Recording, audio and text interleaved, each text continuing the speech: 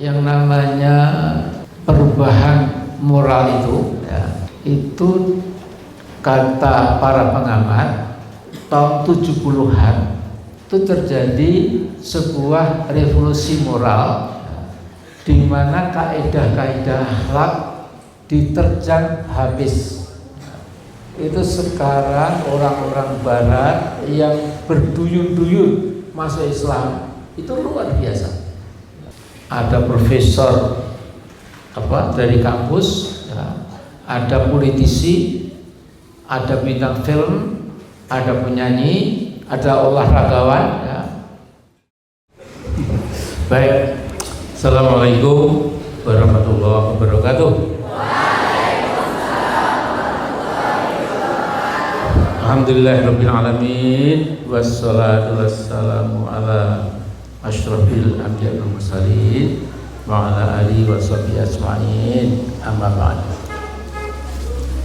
Jadi pertama saya ucapkan terima kasih kepada pimpinan atau mudir Pondok Pesantren Kauman Muhammadiyah Padang Panjang, yaitu ibu kita Umi Dr. Deryana MA. Ini sesungguhnya Bu Dr. Deryana ini tidak pantas menjadi pengasuh pondok pesantren setingkat SD, SMP, SMA. Ya. Mestinya beliau rektor harusnya, ya. Nah, karena itu cucu-cucuku, kamu berbahagia sekali punya mudir seperti beliau. Ya. Jadi pengalamannya lebih luas, ya. Pernah ke negara barat, ke Finlandia dan lain-lain, ya. Tentu dengan pengalaman yang bertumpuk-tumpuk itu bisa diterapkan, ya, ilmu dan pengalamannya itu sebagai jam terbang untuk membangun pondok pesantren Kauman Muhammadiyah Padang Panjang ini sekarang dan untuk masa-masa mendatang. Tadi saya di kantor beliau sempat berbicara secara pendek bahwa punya impian nanti jumlah pesantren dari berbagai provinsi itu akan menjadi sekitar 2.500. Ya, betul ya, insya Allah. Kemudian wakil pimpinan Pak Ustadz Surya Gunawan MA, dia tadi, ya, yang bahasa Jawanya lumayan bagus, ya. Kemudian Ustadz Dr. Andes Amel Dahlan, ya, beliau. Dan Ustadz Insan Adha Hasibuan. Yang mana? Oh iya. Dan Bapak Ketua PDM Padang Panjang, Bapak Haji Ali Osman. Ya. Alhamdulillah. Ya. Jadi saya setiap kali datang ke Ranah Minang memang banyak kenangan, ya. Jadi waktu saya kecil dulu itu ayahanda dan ibunda saya itu memang punya pandangan pemimpin yang paling bagus yaitu Bapak Muhammad Natsir, ya. Dari Ranah Minang kita tahu beliau Ketua Masyumi, dulu pernah jadi Menteri Penerangan, bahkan menjadi Perdana Menteri, dan beliau sekarang menjadi salah satu dari pahlawan nasional. Nah, jadi saya punya kenangan yang sangat indah. Tahun 55 waktu Pak Nasir berkunjung ke Solo, Surakarta, di gedung Al Irsyad. Saya kelas 5 sekolah rakyat atau SD itu yang membaca Al-Quran dalam pembukaan itu. Bayangkan ya, bagaimana bahagianya ibu dan ayah saya melihat anaknya baca Quran di depan Pak Nasir. Ketika Pak Nasir berwaton pakai kacu HW, ya, kemudian pakai emblem melati dan lain-lain. Ya, itu kenangan waktu masih kecil. Ya. Tapi waktu makin dewasa, makin ya matang, katakanlah, ya, itu Pak Nasir sedang ada dalam tahanan kota. Ya. Jadi dulu ada salah paham antara Pak Nasir yang kita cintai dengan pemerintah yang berkuasa waktu itu. Nah, kemudian satu ketika saya naik bemo dari kantor PP Muhammadiyah di Menteng Raya ke Jalan Cokro Aminoto 45, kira-kira cuma 1 km atau 1,5 km. Kemudian saya ketuk pintu, dibuka oleh Umi. Kemudian saya salam takdim dengan Pak Nasir. Dan Pak Nasir tanya, Amin tidak takut ketemu saya? Tidak, Pak. Itu penjual rokok di depan, itu bukan jual rokok, itu mata-mata yang mengawasi tamu-tamu saya. Kamu nggak takut? Insya Allah, Pak, nggak ada takut sama sekali. Ya. La yusibana ila makatahu lana. Jadi nggak mungkin kita akan tertimpa musibah kecuali takdir dari Allah. Nah, kemudian setelah itu saya sangat, setiap kali ada seminar, ada ceramah di Jakarta, saya pasti rindu sekali ketemu Pak Nasir. Saya tanya ibu saya, Bu, mengapa Bu saya itu kalau ke Jakarta pasti kok ingin ketemu Pak Nasir? Lantas apa jawaban ibunda saya? Amin. Orang yang ikhlas itu punya daya tarik. Ya. Jadi orang ikhlas itu kemudian akan punya namanya karisma. Karisma itu tidak ada yang menjual. Ya. Jadi karisma itu kelebihan yang diberikan oleh Allah kepada seorang tokoh, di mana sang tokoh itu punya daya atraksi, daya tarik. Apalagi kalau ada hamba Allah yang kira-kira dalam istilahnya itu gelombang dan frekuensinya itu mirip, itu mesti akan bertemu. Sehingga kata Nabi, ruh yang sama frekuensi dan gelombangnya itu menjadi al-arwahu mujannadah. Ya. Jadi ruh itu seperti kemudian ada di dalam pasukan. Ya. Sekalipun saya sekarang di Padang Panjang, ketika tadi saya tidur, ya ketika tidur itu kan kita tidur tidak tahu apa-apa, ya, lenyap, betul-betul pikiran kita berhenti. Tetapi sesungguhnya di alam ini, alam jiwa itu, ya sesungguhnya saya bertemu, ya dengan teman-teman yang insya Allah sama pandangannya, sama keadrengannya, sama semangatnya untuk membela Islam dan umatnya. Nah, Jadi saya ketika masih kecil ya, saya sekolah di Madrasah Mambanul Ulum. Ya. Waktu itu guru-guru saya itu mengajarkan itu 14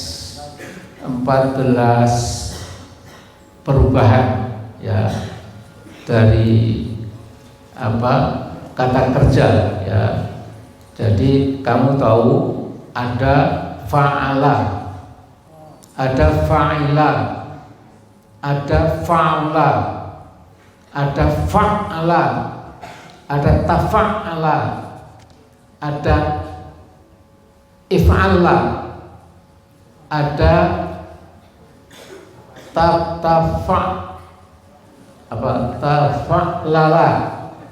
ada istaf'ala, ada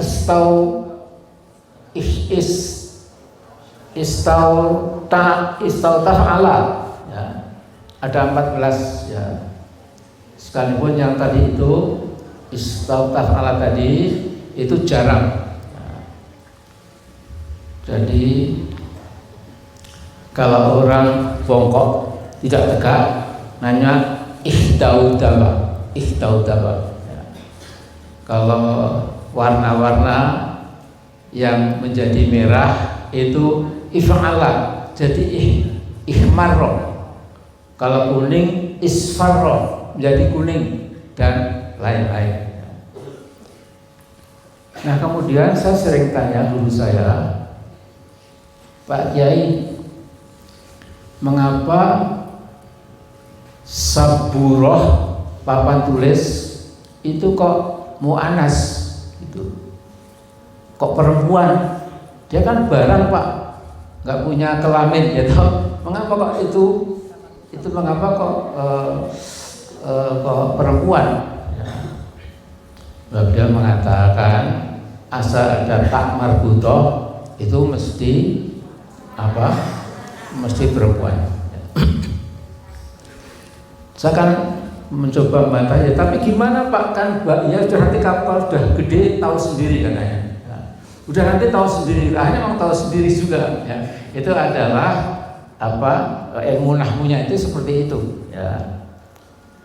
Jadi kalau benda-benda langit seperti syamsun, seperti komarun ya, sekalipun tidak ada tak marbutohnya itu mu'anas ya, dan lain-lain. Jadi ini saya sampaikan ya, mumpung kamu masih muda belia ya,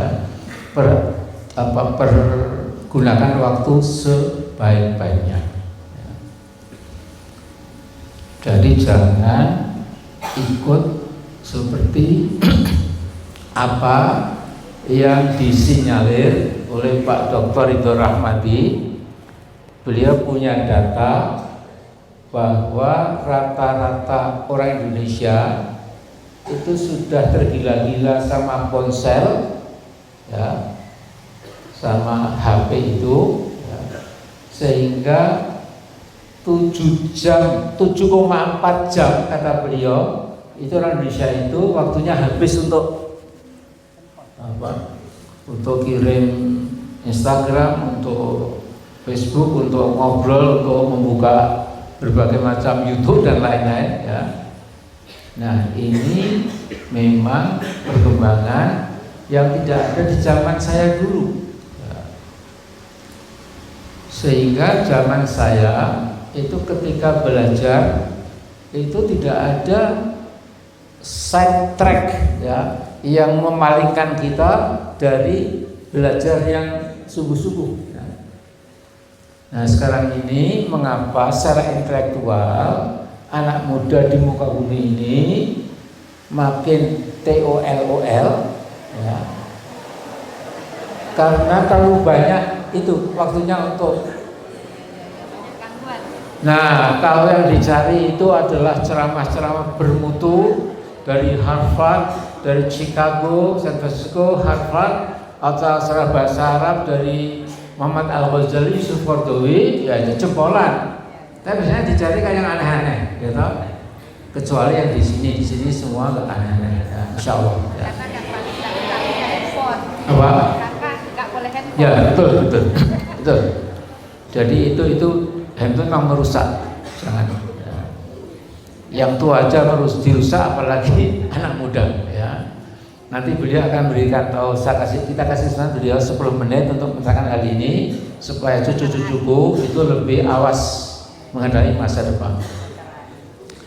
Jadi tadi saya dalam hati menangis ya melihat cucu saya ini, ya Allah, inilah yang akan meneruskan perjuangan saya dan teman-teman ya. Saya nggak mendapat takdir, tapi kalau sudah menjelang 80 kira-kira kan nggak lama lagi kira-kira ya. Nah jadi walau alam ya, maunya ya kalau bisa melihat cucu-cucu lebih besar lagi ya. Ya tapi itu kan kemauan manusia. Tadi itu ajal sudah ada patokannya ya, tidak bisa dicepat-cepat, tidak bisa lagi juga ditunda-tunda ya. Nah jadi selain kalian itu harus betul-betul semampang masih muda itu belajarlah apa yang bermanfaat ya.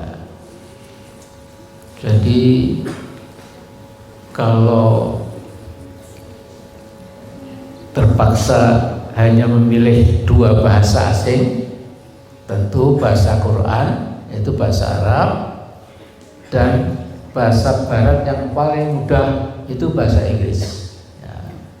Kalau Perancis lebih sulit, Jerman itu lebih sulit lagi ya. Jadi Pak Ridho pernah sekolah di Austria yang juga banyak bahasa Jerman dan lain-lain, maka beliau tahu bahwa bahasa Jerman itu yang namanya kasus ya, itu ada 3 ya. Udah nggak usah ke sana, terlalu jauh ya. Nah, memang bahasa Arab itu bahasa yang jauh lebih rumit dibandingkan bahasa Inggris. Bahasa Inggris itu bahasa yang mudah sekali, sekalipun kita orang Indonesia menganggap bahasa Inggris itu sulit. Tapi saya pernah punya teman, hanya Abdul Wahid Zindani dari Yaman. Ketika tahun 72 kami sekolah di Notre Dame ya, di Indiana, dia mula-mula waktu datang itu bahasa Inggrisnya itu jelek sekali.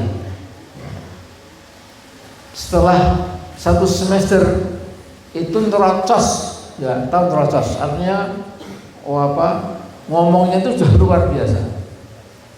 Saya tanya, Brother Wahid Zidani, how come now you are speak English so fast and so fluently? Mengapa? Kok Anda sekarang bisa cepat dan sangat fasih?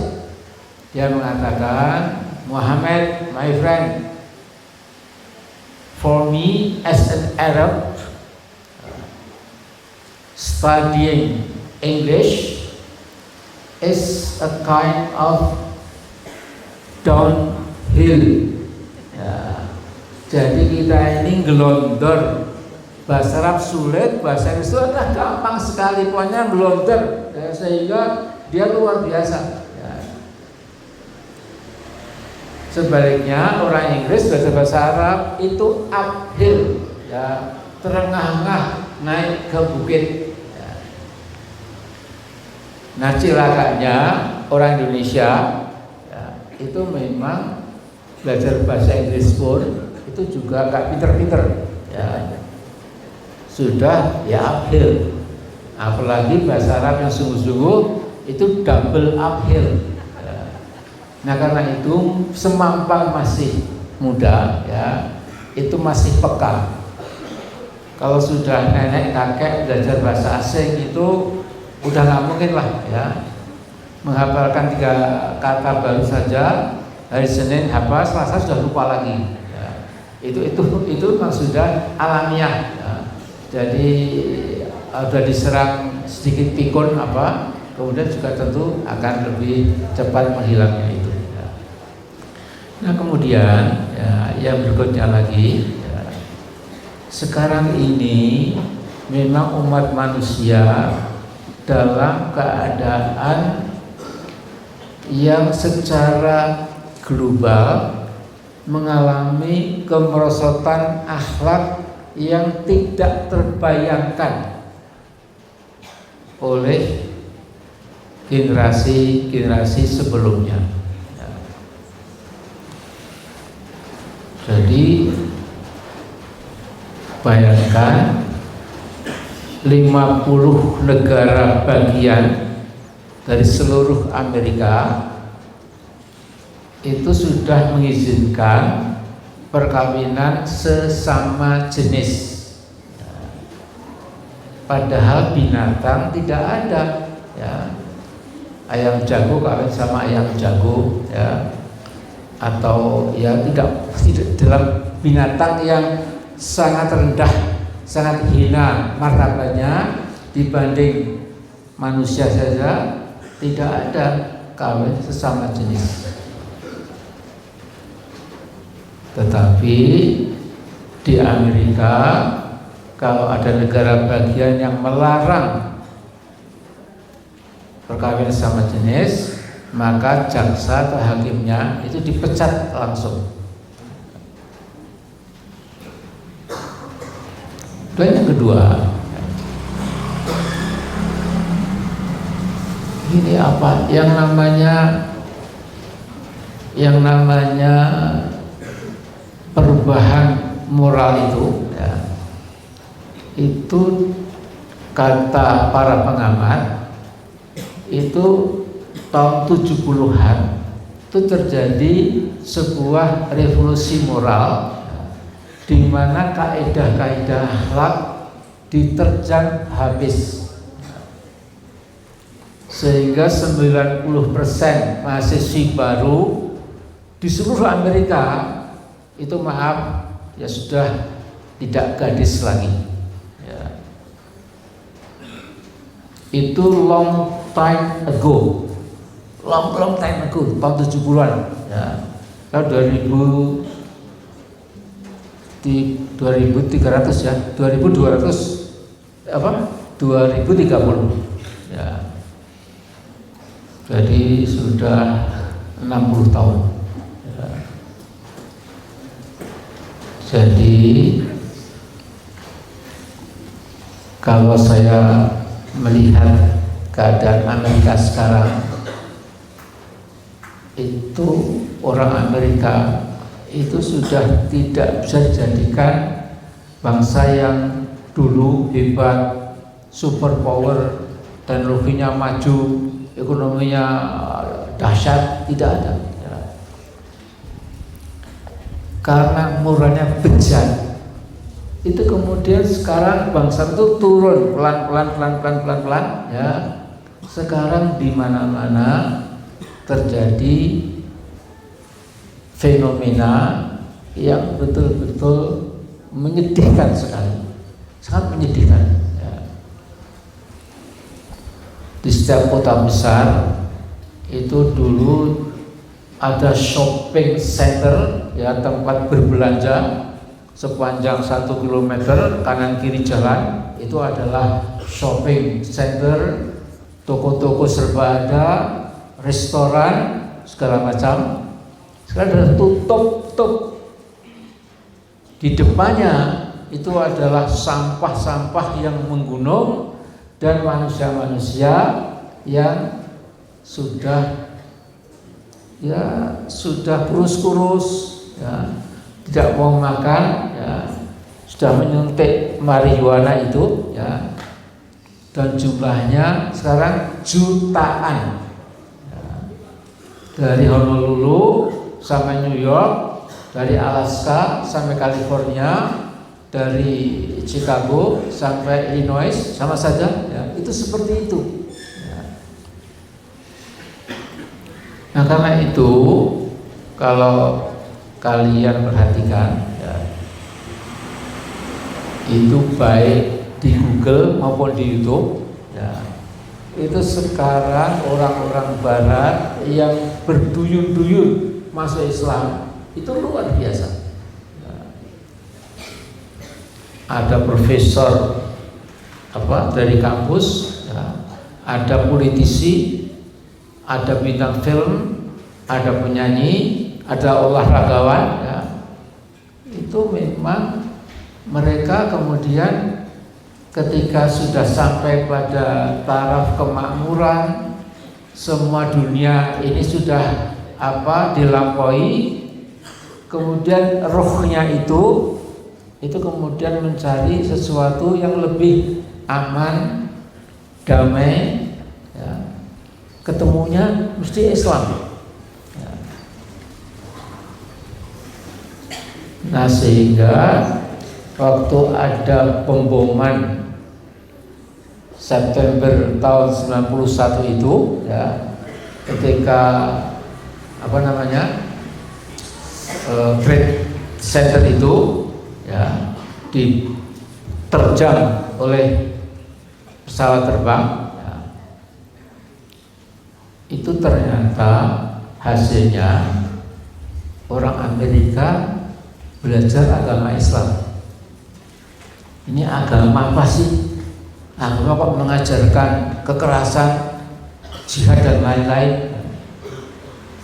Nah kemudian sebagian besar itu kemudian memang alhamdulillah, ya, yadkhuluna fi dinillahi afwaja, ya, seperti surat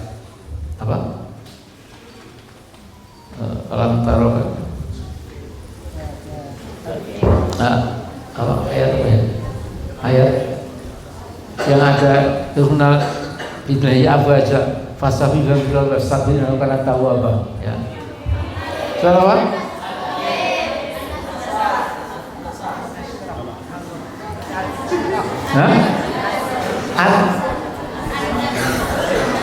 Alam nasroh bukan.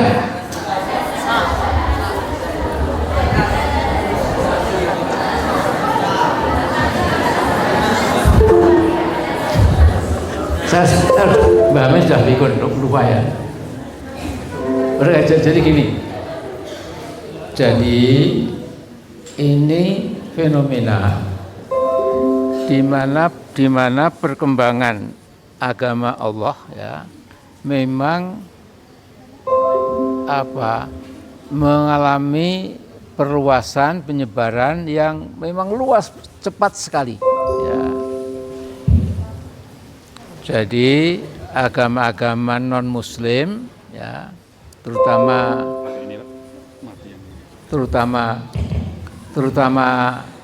agama Nasrani, ya, itu memang melakukan seperti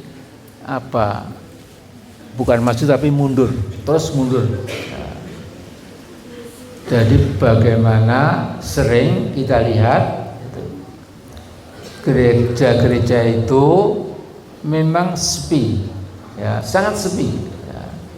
Saya dulu waktu masih di Amerika itu kadang-kadang juga melihat gereja besar, pintunya terbuka, tapi orangnya cuma 5-6 tuh udah 7 udah tua-tua, ya.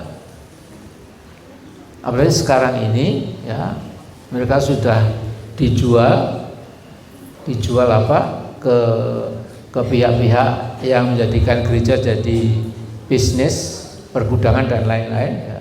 Dan sebagian dibeli oleh umat Islam, kemudian dikasih kubah jadi masjid, ya. Nah tapi ini sebuah kenyataan seperti yang di firman Allah, ya, yudfi'u nurul bi'alhim wala kinallaha yutimmu nurahu walau karihal kafirun, ya. Jadi banyak orang-orang kafir non muslim ingin memadamkan cahaya Allah, yakni agama Islam, tapi Allah berkenan menyempurnakan cahayanya sekalipun orang-orang kafir itu tidak menyukainya. Nah kemudian yang jelas sekali, ya, cucu-cucuku, agama Allah di Indonesia ini memang memerlukan, ya, sebanyak mungkin kader-kader dakwah, kader-kader sosial, kader-kader politik, kader-kader ilmuwan dari kalangan umat Islam Indonesia. Jadi masa depan agama Allah di bumi Muslim terbesar di muka bumi itu tergantung kalian. Ya. Jadi cucuku itu menyongsong masa depan. Ya. Tapi kalau punya persiapan untuk menyongsong masa depan itu dengan persiapan yang lebih kurang memadai, ya tentu tidak ada masalah. Mengapa saya katakan tadi saya terharu dalam hati menangis melihat cucuku ini karena ya kalian ini ya yang akan seperti kata patah itu Syubanul Yaum Rijalul Ghaib Rijalul Qad ya. Jadi the young of today will become the leaders of tomorrow. Jadi satu generasi dari sini 20 tahun ya, ini kalian sudah menjadi manusia utuh itu dan akan menjadi ya pemimpin di bidang masing-masing dalam arti menjadi kader-kader Islam ya. Jadi kader ya, kader terusnya kadre ya, kader ya. Itu dalam bahasa Arab ternyata mirip, yaitu kadirun. Ya. Kadir itu kader, jamaknya kawadir, kawadirul muslimin. Ya kamu sekalian tuh, ya antum jami'an kawadirul muslimin. Ya pada mustakbal, mustakbal. Nah jadi ini ingin saya sampaikan, jadi kenang-kenangan nanti ya, menjadi pelecut ya, menjadi encouragement, menjadi tasyik ya, supaya semampang masih muda itu jangan pernah berhenti belajar yang sungguh-sungguh. Nah sekarang saya kasih tahu bagaimana cara membagi waktu. Nah, jadi sehari semalam itu 24 jam. Yang 8 jam itu untuk istirahat. Yang 8 jam itu untuk cuci pakaian, untuk setrika, untuk menyapu, untuk segala macam ya. Yang 8 jam itu untuk belajar ya, dengan sesungguh-sungguhnya. Jadi waktu saya lulus dari Visipol UGM tahun 72 ya, saya merasa jagoan karena di Gajah Mada saya sudah lulus sangat tinggi, juga Pak Yahya Muhaimin ya, beliau juga seperti saya jurusan HI Sospol. Tapi ketika kita sekolah di Amerika melihat kanan kiri, ya Allah. Jadi di Amerika itu yang namanya perpustakaan kampus itu tutupnya midnight jam 12 malam. Ya. Kalau perpustakaan UGM tutupnya alhamdulillah jam 5 sore. Ya. Jadi setelah itu tutup. Ya. Nah waktu itu kita mengalami cultural shock, kekagetan kultural melihat sudah hampir jam setengah 12 itu anak masih sama situ masih menekuni, masih belajar gitu. Makanya ketika negara maju itu menguasai science and technology itu masuk akal, karena yang dihabiskan waktu untuk mempelajari ilmu dan teknologi itu habis-habisan. Soalnya kita ini ya seadanya ya. Baru belajar setengah jam, lihat berita dalam dunia ya, dunia dalam berita ya, atau kemudian main gitar, ngobrol. Nah itu jauhkan ya, jauh mumpung masih muda itu belajar sungguh-sungguh ya. Jadi Anda sekalian, anak-anakku, cucuku pernah mendengar dulu ahli atom namanya Profesor Dr. Baikuni. Ya. Beliau anak seorang kiai dari Solo. Kemudian beliau lulus di Chicago sebagai doktor ilmu nuklir, itu termasuk yang dipampangkan di Departemen Nuklir and Technology itu. Jadi kita bangga ada orang Indonesia namanya diabadikan karena lulusnya cum laude. Ya. Semua A, tidak ada B-nya, ya. Apalagi C tidak ada. Ya. Nah kemudian beliau pernah cerita sama saya, Mas Amin, waktu saya sekolah di Chicago, yang ada juga di sana, cuma Anda belajar social science, gitu, political science. Gitu. Jadi waktu itu saya tidak pernah mau diganggu oleh sesama orang Indonesia, diajak ngobrol, itu haram, itu bisa memecah konsentrasi studi saya, kata beliau. Sehingga teman akrabnya yang bisa meyakinkan dia untuk membuka pintu apartemen itu karena ketukannya itu khas, ya. Jadi katanya, oh itu berarti sahabatnya. Ya, kalau cuma tak tok dia enggak. Jadi ini betul-betul jadi dedicated, devoted completely for the sake of science, for the sake of intellectual development. Ya.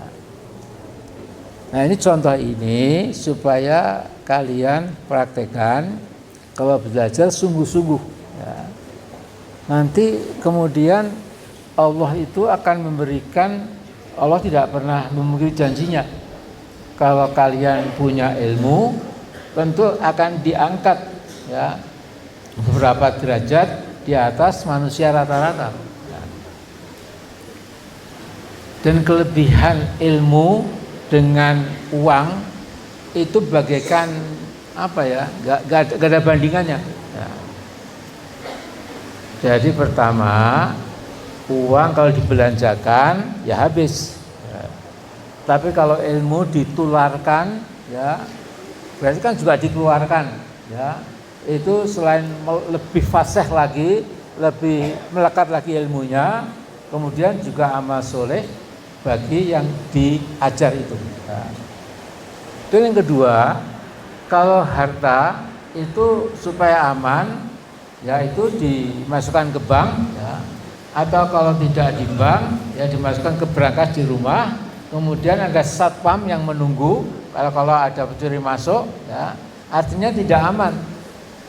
Tapi kalau ilmu itu beserta orangnya, tidur ya di situ, berlari di situ dan lain-lain, ya ini kelebihan lagi. Dan yang ketiga, tidak ada orang yang kaya itu kemudian punya ketenaran seperti orang yang berilmu. Ya. Sekaya-kaya orang semua, wah itu dulu waktu hidup kaya. Ya. Uangnya banyak, rumah sewaannya banyak, ya hanya itu, ya. Tetapi kalau ilmuwan itu pasti dikenang, ya. Itu kan telah mempunyai mahasiswa yang sekarang melanjutkan ilmunya dan lain-lain. Nah, bahkan Nabi pernah bersabda, man aradad dunya fa'alaihi bil ilmi, wa man aradal akhirata fa'alaihi bil ilmi, wa man aradahuma fa'alaihi bil ilmi. Mau jaya di dunia, pegang ilmu pengetahuan, kuasai ilmu pengetahuan. Ternyata mau jaya, bahagia di akhirat, lagi-lagi ya pegang ilmu dan teknologi. Ya. Mau jaya dua-duanya, dua dunia akhirat, lagi-lagi pegang ilmu pengetahuan. Nah, sehingga tradisi ini yang menyebabkan mengapa di zaman keemasan Islam itu seluruh puncak-puncak ilmu pengetahuan itu digenggam orang Islam. Jadi ketika Eropa Barat itu masih tenggelam, ya, raja-raja Eropa itu buta huruf, ya, belajar buat tanda tangan, ya, saking bodohnya itu dunia Islam sudah punya keunggulan. Nah kita setengah Ibnu Rushd ya, kemudian Averroes ya, Ibnu Sina, kemudian penemu-penemu di bidang biologi, di bidang ya segala macam itu adalah tokoh-tokoh dari dunia Islam.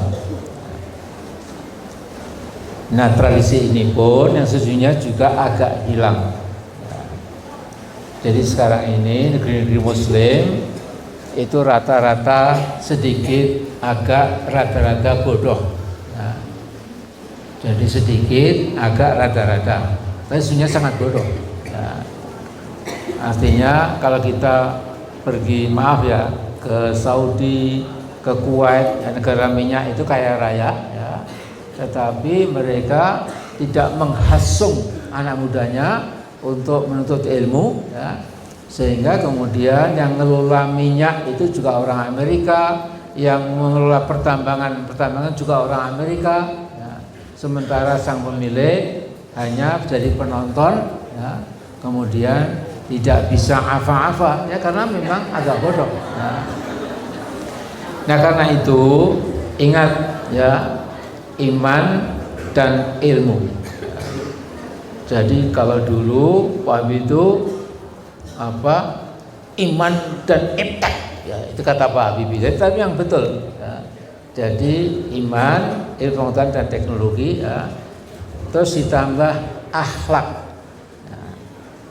Akhlak itu adalah sesuatu kemampuan hamba Allah yang secara otomatis bisa membedakan ini baik, ini buruk. Ya. Hadhil al-hasanat wa tilka as-sayyi'at. Ya. This is good, that is evil. Ini bagus, itu buruk. Ini pantas, itu tidak pantas. Itu namanya akhlak. Karena itu Arifin B punya syair itu ya, bangsa-bangsa itu tergantung akhlaknya. Kalau akhlaknya ambiar, bangsa itu juga ikut larut karena tidak ada pegangan moral ya. Nah jadi di sini pun kita melihat negeri ini yang kaya raya dengan sumber daya alam, yang subur makmur harusnya, tapi mengapa dunia itu rata-rata agak miskin ya. Yang kaya cuma 4 orang di atas gitu. Seperti kita ini pas-pasan hidupnya ya. Karena para penguasanya itu memang ya tadi ya agak juhala ya. Jadi juhala yang ini kemudian harus kita rubah bersama-sama. Nah hari semakin sore terakhir saya pesankan ya. Jadi selalu berbakti kepada dua orang tuamu ya. Setelah Allah tentu ibunda dan ayah anda ya. Kemudian kepada para ustadz-ustadzmu ya.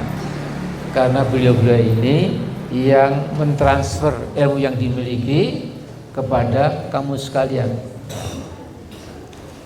Jadi mengapa jadi guru itu memang menabung amal jariah yang luar biasa.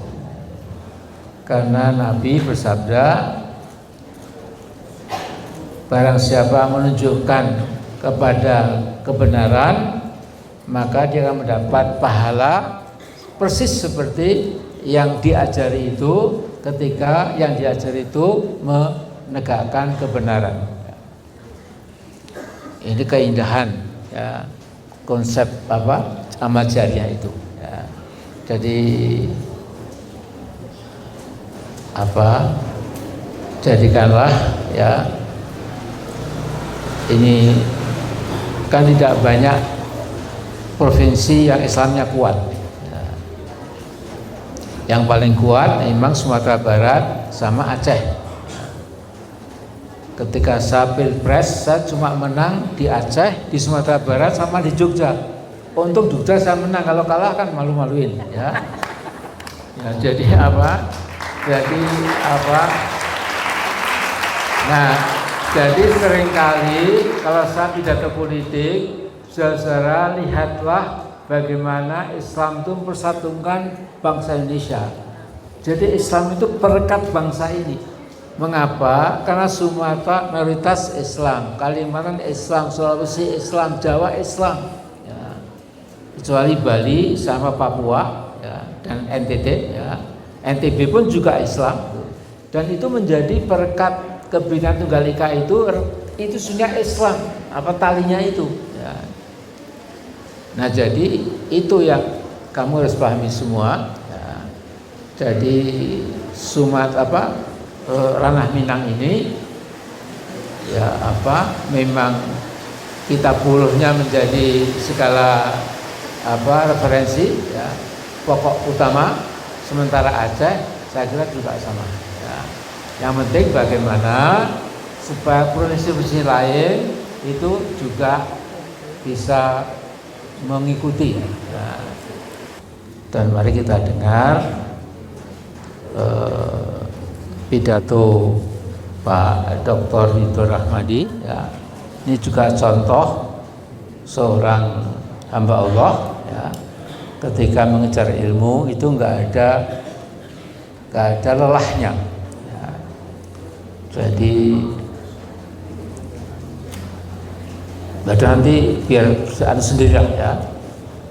Jadi pernah di Austria ya? Atau cukup Austria masternya yang pernah mengarungi di berbagai negara Eropa itu, akhirnya sampai ke Nederland. Itu juga pernah ke Amerika untuk mempelajari beberapa praktikum ya di laboratorium itu ya, kemudian kembali lagi ya.